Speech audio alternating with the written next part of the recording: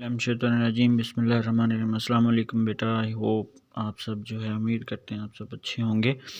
अच्छा बेटा, आज जो हमारा टॉपिक है वो है what is cache memory. Cache memory जो है बेटा, ये कंप्यूटर में टेम्परेरी स्टोरेज होती है, लेकिन फ़ास्ट काफ़ी ज़्यादा होती है।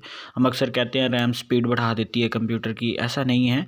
स्पीड जो है वो स्पीड, अगर आपकी कैशे फ़ास्ट, जितनी ज़्यादा फास्ट होगी उतनी प्रोसेसर की स्पीड के ऊपर इफ़ेक्ट करेगी। यानी जितनी ज़्यादा इसका साइज़ होगा, इसका साइज़, इसकी स्टोरेज जितनी ज़्यादा होगी उतना ज़्यादा कंप्यूटर जो है वो फास्ट रहेगा। उसका मतलब ये है कि जब भी आप कोई इनिशियली इनपुट देते हैं कंप्यूटर को, जब भी आप कोई हार्ड डिस्क में से किसी एक दफ़ा एक चीज़ के ऊपर क्लिक करते हैं तो वो आपका रैम में जाता है। रैम से फिर वो प्रोसेसर के पास जाता है और उसके ऊपर प्रोसेसिंग होती है। अब प्रोसेसर के ऊपर जब प्रोसेसिंग कर लेता है तो प्रोसेसिंग करने के बाद उसकी एक कॉपी भेज देता है रैम को और दूसरी कॉपी भेज देता है कैशे में। अब कैशे में भेजने का एडवांटेज क्या है? अब आपने फ़र्ज़ कर लें वो कोई डॉक्यूमेंट था, वो कोई सॉन्ग था, आपने उसको ख़त्म कर दिया, आफ्टर सम टाइम आपने उसको किल कर दिया, एंड कर दिया। जब आपने उसे एंड कर दिया आफ्टर सम टाइम जब आपने उसे एंड कर दिया तो फिर क्या होता है कि जब दोबारा आप उसी सॉन्ग या उसी डॉक्यूमेंट को ओपन करने की कोशिश करते हैं, बट शर्त यह है कि सिस्टम बंद नहीं करना, सिस्टम चलता रहे। एक दफ़ा आपने एक सॉन्ग सुना या कोई डॉक्यूमेंट ओपन किया, फिर उसको क्लोज़ कर दिया, अब सिस्टम बंद नहीं किया तो सिस्टम चलता रहे। फिर ये क्या होगा कि जो कॉपी कैशे में थी, जब आप उसको दोबारा एक्सेस करेंगे तो दोबारा रैम में लोड नहीं होगा, दोबारा रैम से सीपीयू नहीं लेगा। सीपीयू फर्स्ट उसे चेक करेगा किस मेमोरी में, कैशे मेमोरी में। इनसाइड द सीपीयू होते हैं, इसके 3 लेवल होते हैं, L1 cache, L2 cache, L3 cache.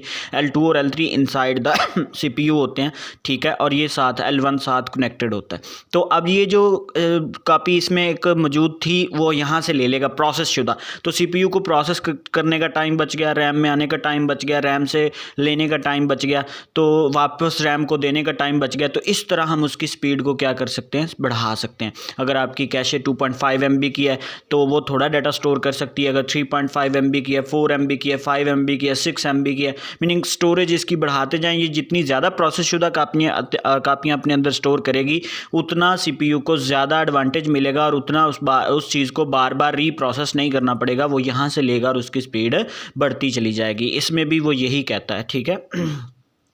A cache is a small and very fast memory.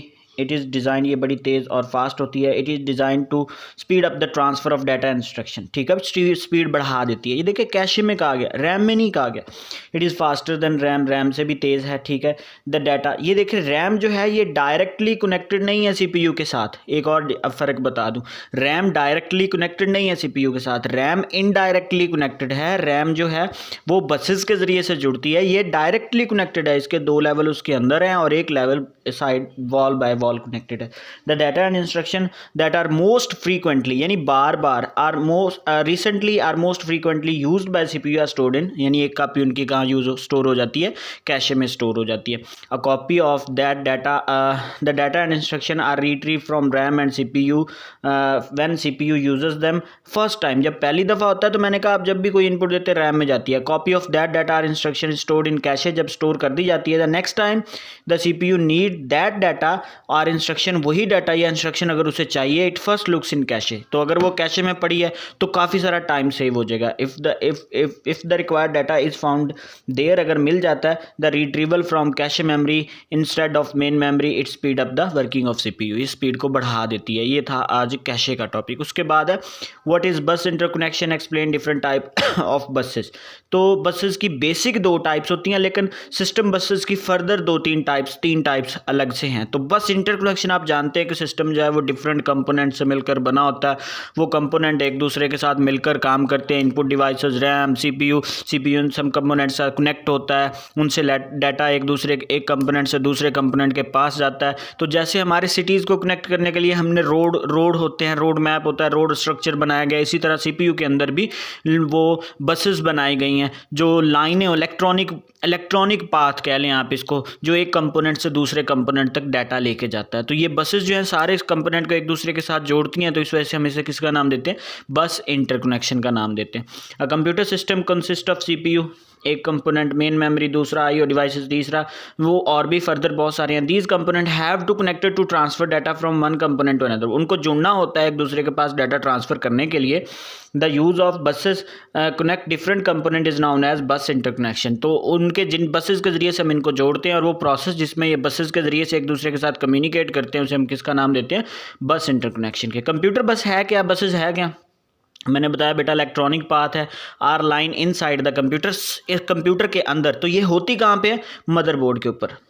कहाँ पे होंगी, मदरबोर्ड के ऊपर, ठीक है। तो मदरबोर्ड के ऊपर buses are use to carry electrical signal between component of computer, electronic signal जो चलती ही इलेक्ट्रॉन बिजली से सिस्टम चलता है, तो वही वाला signal. One line of wire can carry 1 bit eight a time, एक बस जो है वो 1 बिट डाटा एक वक्त में ट्रांसफ़र कर सकती है। द कैपेसिटी ऑफ कंप्यूटर बस depend upon the number of data lines and contains, अगर कहता है कि बस की कैपेसिटी क्या है, अगर उसमें 32 लाइन है तो 32 बिट जाएगा, अगर 64 लाइन है 64 बिट जाएगा, अगर 100 लाइन है तो 100 बिट जाएगा, अगर 128 लाइन है तो 128 बिट जाएगा, ठीक है। An 8 bit bus can carry 8 bit of data from one component to another at a time, एक वक्त में, ठीक है। 8 बसेज हैं तो 8 बिट ही जाएगा। The amount of data that can a bus can carry at one time is called bus width, यानी जितना डाटा, अब 32 बिट बसेज हैं तो 32 बसेज हैं तो 32 बिट लेके जाएंगी, तो उसका क्या हो गया, विड्थ क्या होगी, 32 बिट्स हो गई, ठीक है।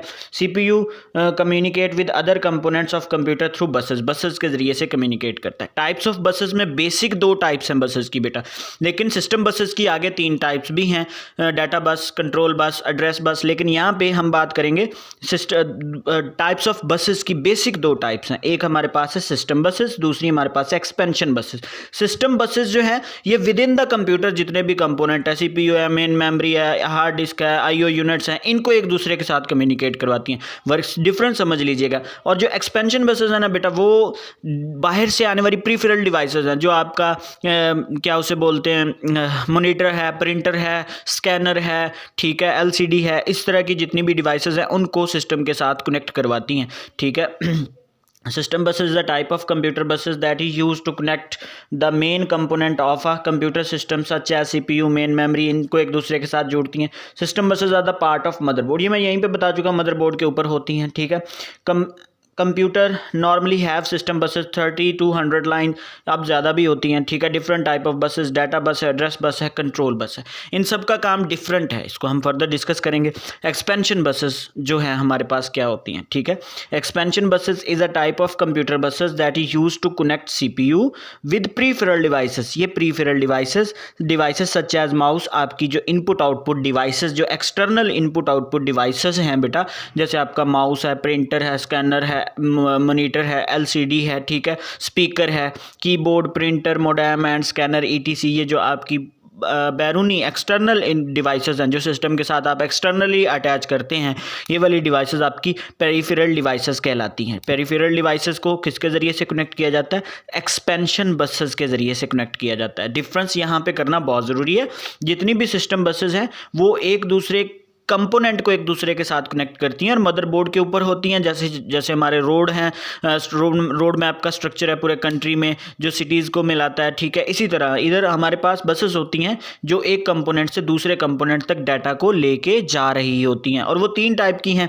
डाटा बस है, डाटा लेके जाने वाली, एड्रेस बस है जो एड्रेस बताएगी कंपोनेंट का, कंट्रोल बस है जो उसे इन्वोक करेगी, सिग्नल देगी, कंट्रोल करेगी, ठीक है। एक्सपेंशन बसेस का काम डिफरेंट है। एक्सपेंशन बसेस डाटा बसेस में फ़र्क वाज़िया कर लें कि एक्सपेंशन बसेस पेरिफेरल डिवाइसेस, यानी ये इंटरनल सिस्टम की बात करती हैं, ये एक्सटर्नली बाहर की बात करती हैं। ये इंटरनल कंपोनेंट की बात करती हैं, ये एक्सटर्नल कंपोनेंट की बात करती हैं बेटा। एक्सटर्नल में आपके पास जितने भी बाहर माउस, कीबोर्ड, जितनी भी आपकी इनपुट आउटपुट डिवाइसेस हैं वो, ठीक है। तो ये यहाँ तक आज इंशाल्लाह डिस्कस किया है। कल हम इसको आगे फर्दर इसकी टाइप्स को पढ़ेंगे। आज के लिए इतना ही काफ़ी है। अल्लाह हाफिज़।